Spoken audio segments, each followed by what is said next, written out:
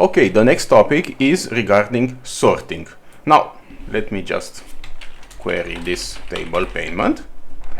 And as you can see here, the rows are sorted by this. By default, they are sorted by the primary key in a ascending order. So 3, 4, 5, 6, and so on, etc.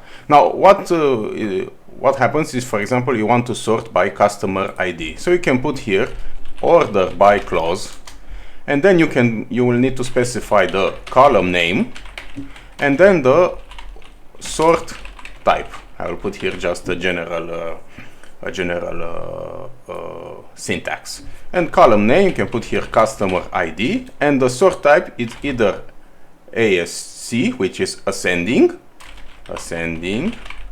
or desk, which basically means in descending order. Now by default it's ascending. So for example, if I put here, you will see here that now the result is sorted by customer ID, like here.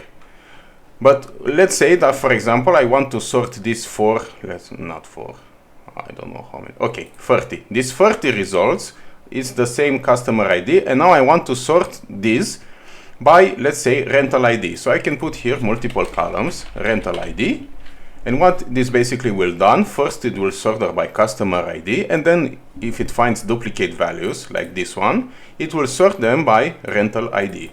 In what order? In ascending order. And you don't need to specify this. It's basically the same thing. You can specify this only for good readability, but it's the same query.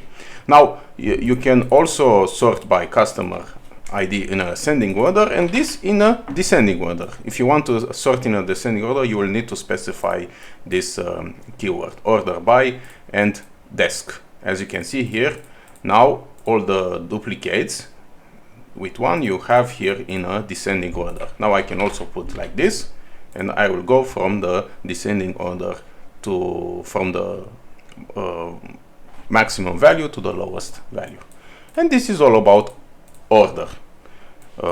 Descending or ascending is basically very easy.